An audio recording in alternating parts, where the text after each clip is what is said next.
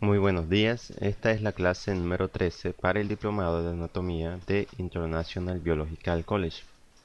En esta ocasión, los temas que vamos a ver serán los músculos de la expresión facial y también los músculos de la masticación. Vamos a ver los músculos de la expresión facial, pero antes de eso no solamente se trata de ver los músculos como tal, sino también de ver las características que estos presentan. De cada uno vamos a ver lo que viene siendo el origen, la inserción, la función y la inervación. Estos, más que todo, son términos que se utilizan para entender cómo funcionan los músculos. Primeramente tenemos el origen y la inserción. En el sistema musculoesquelético, los músculos se unen a los huesos en dos o más lugares. Si el lugar es un hueso que permanece inmóvil para su acción, esta unión se denomina como inserción de origen o simplemente origen. Y si el lugar es en el hueso que se mueve durante la acción, entonces la unión se denomina como inserción terminal o simplemente inserción. Por ejemplo, el tríceps braquial tiene 4 puntos de unión, una inserción terminal en el cúbito y 3 inserciones de origen, 2 en el húmero y una en la escápula, como podemos ver en la imagen. Entonces, podríamos decir que el tríceps se origina en la escápula y en el húmero y se inserta en el cúbito. Saber el origen y la inserción de un músculo nos permite identificar el lugar en el cual se encuentra o qué tanto se extiende en relación con la extremidad o la zona del cuerpo. Y aquí es cuando ya entramos a los siguientes puntos, la función y la inervación. La función, pues, es lógico, es cuál es el movimiento que realiza el músculo con normalidad. Y pues digo normalmente porque esto es muy importante. Para entender por qué un músculo pierde su movilidad, se encuentra espástico o simplemente duele, hay que entender cuál es el movimiento que normalmente realiza. Por ejemplo, la rotura de un tendón puede provocar dolor. Al mismo tiempo, también puede afectar el movimiento de los músculos comprometidos. Y bueno, por último estaría la inervación. La inervación está dada por uno o varios nervios que ingresan al músculo. Al sector del músculo por donde ingresa este nervio se le conoce como punto de control. En el espesor del músculo, el nervio se ramifica de manera que cada fibra nerviosa inerva a varias fibras musculares. En pocas palabras, la inervación consiste en el nervio o conjunto de nervios que están conectados al músculo y que permiten su movimiento. Entonces ahí tenemos los 4 puntos, el origen e inserción, para saber en qué huesos se unen los diferentes músculos y saber la extensión de estos, la función, que es el movimiento que normalmente realiza el músculo. Aquí hay que recordar que cuando algunos músculos trabajan, otros descansan. Y por último, la inervación, que determina qué nervios son los que permiten el movimiento de los músculos. Ahora, vamos a ver los músculos de la expresión facial. Primeramente tenemos al músculo epicraneal, también conocido como occipito frontal. Bien, el origen y la inserción lo podemos ver en el propio nombre. Este músculo se origina en el hueso occipital y se inserta en el tejido de la ceja, abarcando la parte frontal del cráneo y de ahí su nombre como músculo occipitofrontal. En relación a su función, este se encarga de elevar las cejas y fruncir la frente de manera horizontal. La inervación en este músculo es del séptimo par craneal o también conocido como nervio facial. De hecho, todos los músculos que abarcan la expresión facial lo inerva el séptimo par craneal. Después tenemos el músculo superciliar. Este se origina en el hueso frontal, en lo que se conoce como el borde superciliar y pues que se localiza a nivel de la ceja. Justamente se inserta en la piel de la ceja y su función es de fruncir las cejas de manera vertical y pues también lo inerva el séptimo par craneal o nervio facial como ya había mencionado. Seguimos con el orbicular de los párpados. Este músculo rodea lo que viene siendo los párpados. Aquí en esta imagen podemos ver que este corresponde a dos membranas en forma de anillo, el cual se divide en dos porciones, una que es la orbitaria y la otra es la palpebral. Su función es la de abrir y cerrar los párpados, y pues es inervado también por el séptimo par craneal. Después tenemos el músculo cigomático mayor. Como su nombre lo indica, este se origina en el hueso cigomático y se va a insertar en lo que es el ángulo de la boca. La función de este músculo es la de elevar el ángulo de la boca y es muy propio cuando las personas sonríen. Es inervado por el séptimo par craneal y pues de la misma forma hay otro músculo que es el cigomático menor que actúa en conjunto con el mayor. Después continuamos con el orbicular de los labios. Este músculo es parecido al orbicular de los párpados, solo que en el caso de este rodea la boca y su función es de juntar los labios y es inervado por el séptimo par craneal. Después tenemos al músculo bucinador. Este se origina en el área correspondiente a los maxilares y se inserta a la piel a los lados de la boca. Entre sus funciones tenemos la de sonreír, soplar y también intervienen en el proceso de la masticación. De la misma forma es inervado por el séptimo par craneal. Como podemos ver, cada uno de estos está inervado por el séptimo par craneal, como había dicho. Este, como ya mencionamos, es el nervio facial, el cual tiene varias ramificaciones que inervan a cada uno de estos músculos. Aquí vamos a poner una tabla donde colocaremos cada uno de los músculos, tanto lo que viene siendo el origen, la inserción, la función y la inervación, para que pueda verse a más detalle. Justamente tenemos al músculo occipito frontal, el superciliar, el orbicular de los párpados, el cigomático mayor, el orbicular de los labios y el bucinador, y cada una de sus características para que puedan ver las funciones que tienen. Ahora vamos a continuar con lo que viene siendo los músculos que intervienen en el proceso de masticación. Lo vamos a ver de esta forma. Justamente los músculos de la expresión facial, también los músculos de la masticación, o sea, en base a su función. Y en algunas ocasiones también vamos a repetir algunos tipos de músculos que ya hemos visto, pero como había mencionado, muchos músculos, su función es en conjunto con otros, así que también están en respecto a esa misma. Pero bien, veamos los músculos de la masticación. Primero tenemos al músculo macetero, el cual se origina en el arco cigomático y se inserta en el maxilar inferior. Su función es el cierre de la misma, es decir, que es de cerrar el maxilar para el proceso de la masticación, y pues está inervado por el quinto par craneal o nervio trigémino. Recordemos que los pares craneales son justamente unos conjuntos de nervios especiales que atraviesan desde la parte de la cavidad craneal, pasando por la base del cráneo hasta llegar a diferentes músculos en correspondencia a la cara, el cuello, el tórax y también algunos órganos. Pero bueno, dejando eso de lado, vamos a continuar con el siguiente. Después tenemos al músculo temporal. Como su nombre lo indica, este músculo se origina en el hueso temporal del cráneo, el cual baja hasta el maxilar inferior y se inserta en este. Su función, al igual que el macetero, es el movimiento de la mandíbula, justamente de cerrar el maxilar, es decir, trabajan en conjuntos. Y por último tenemos al músculo perigoideos, interno y externo. Este se origina en lo que viene siendo la cara interna del cráneo y se inserta en la cara interna del maxilar inferior. Este músculo se va a encargar de la elevación y el cierre de la mandíbula y está inervado por también el quinto par craneal. Aquí en esta imagen igual vamos a poner lo que viene siendo la tabla con todas las características de los músculos.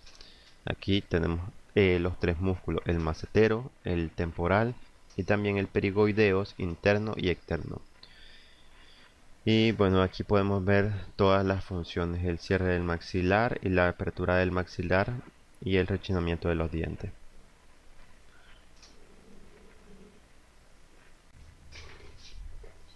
Ahora, hablemos un poco de los nervios que inervan estos músculos.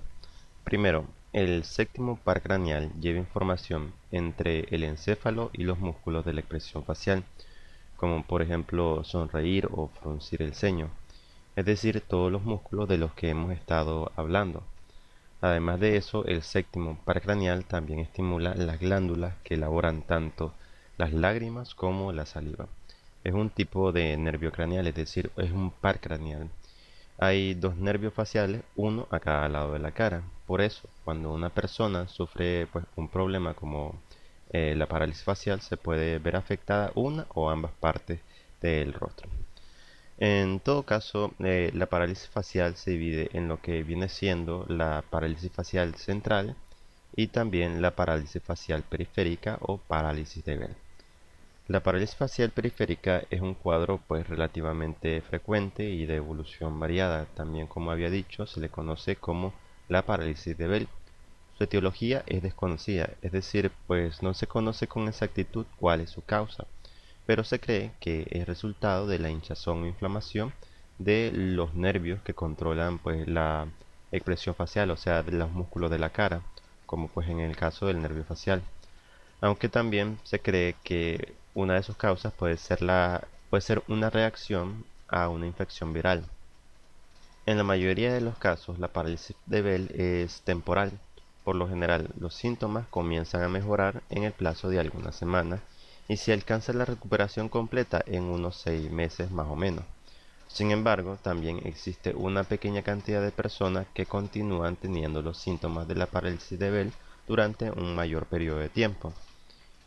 La parálisis facial central ya implica otras cosas, pues es aquella que se produce por una lesión a nivel cerebral, no a nivel del nervio.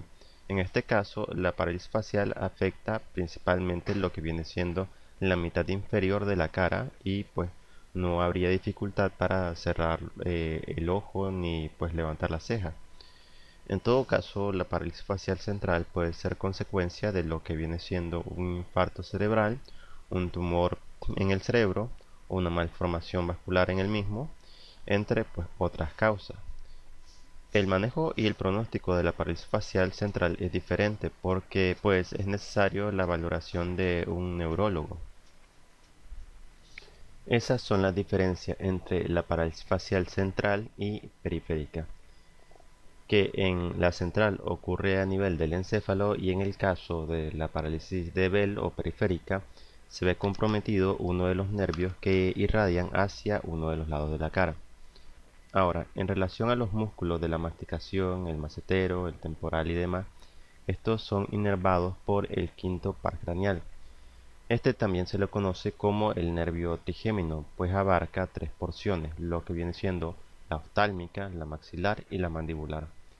El quinto par craneal se trata de un nervio sensitivo, es decir, que transmite información sensorial desde el rostro al encéfalo, es decir, cosas como por ejemplo el dolor, el tacto, la temperatura, entre otras funciones correspondientes a cada una de las ramificaciones.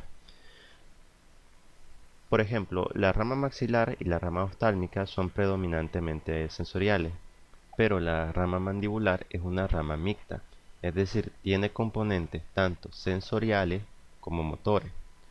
Los componentes motores son los de los músculos de la masticación, o sea, el macetero, el músculo temporal, el músculo pterigoideo interno y externo, entre otros músculos.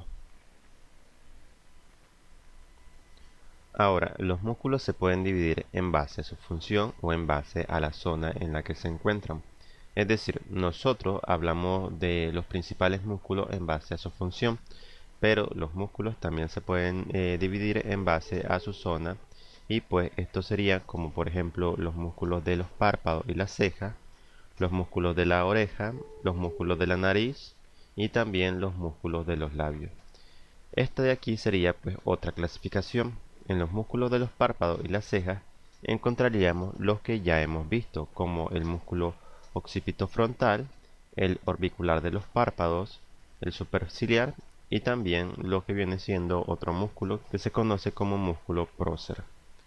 El músculo prócer es conocido también como el músculo piramidal y corresponde a dos pequeños fascículos musculares que son delgados y alargados, los cuales están situados en la parte superior del dorso de la nariz a cada lado de la línea media. Cada músculo prócer se inserta inferiormente sobre el cartílago lateral y la parte inferior medial del hueso nasal. Las fibras ascienden hacia la raíz de la nariz, entrecruzándose con las fibras del músculo occipitofrontal y terminan en la cara profunda de la piel de la región interciliar. Este músculo es inervado por lo que viene siendo las ramas cigomáticas y temporales del nervio facial. Su función es de desplazar la piel frontal hacia abajo sobre las cejas, generando arrugas horizontales en esta zona. Aquí pues con este se demuestra lo que viene siendo el enojo, la tristeza o la apatía. Ahora, vamos con los músculos de las orejas. Estos se dividen en músculos intrínsecos y músculos extrínsecos. Los músculos intrínsecos pertenecen enteramente a la oreja, aunque pues no realizan ninguna función en la misma. Y los músculos extrínsecos o auriculares se extienden desde la oreja hacia las regiones vecinas. Los músculos extrínsecos son unos músculos rudimentarios bastante delgados, dispuestos para actuar como dilatadores del conducto auditivo externo y también de orientación para el pabellón auricular. Estos se dividen en tres grupos, los cuales son los músculos auricular anterior, el músculo auricular superior y el músculo auricular posterior. Ahora veamos los músculos de la nariz. Aquí en la nariz se insertan lo que viene siendo tres músculos principales: la porción transversa del músculo nasal, la porción alar del músculo nasal y también el músculo depresor del tabique. Además, la nariz recibe fascículos provenientes de los músculos elevadores de la nariz y también del labio superior, así como los músculos depresores del ángulo de la boca. Es decir, estos otros músculos también trabajan en conjunto. Después continuaríamos con los músculos de los labios y la boca. Estos son un grupo de músculos localizados en la región labial, la región mentoniana y también la región de la mejilla, aparte de ser el más grande de la zona de los músculos de la cara. Estos tienen una importancia adicional, ya que gracias a ellos podemos realizar diversas funciones, como por ejemplo comer, hablar, cantar, reír, entre muchas otras cosas más. Los músculos que componen este grupo son el redondeado completo del esfínter, o sea, aquí estaría lo que vendría siendo el músculo orbicular de los labios, del cual habíamos hablado, o sea, las fibras ovaladas de estas se encargan de cerrar o sellar el esfínter labial. También actúa como antagonista de otros músculos faciales de esta zona que llegan de forma radiada al esfínter y tienden a abrirlo, proporcionando la competencia labial fundamentalmente para una correcta respiración nasal. Después tenemos los músculos elevadores del labio superior. El músculo elevador común de la nariz y del labio superior, el músculo cigomático menor, también lo que viene siendo el músculo elevador propio de los labios superior en un plano más profundo, el músculo cigomático mayor, el músculo elevador del ángulo de la boca o músculo canino en un plano más profundo, y pues cada uno de estos músculos participan en lo que viene siendo la sonrisa, o sea, en la realización de ese gesto.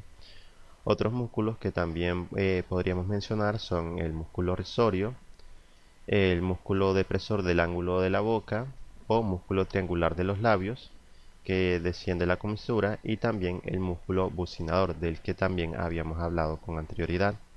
En el labio inferior, la elevación y la producción de la parte central es producido por los músculos mentonianos o músculos de la borda del mentón, mientras que su descenso se debe a la acción de los músculos depresores del labio inferior o músculo cuadrado del mentón, que nace en lo que viene siendo el borde inferior de la mandíbula. Bien, y con esa última diapositiva terminaríamos por el día de hoy.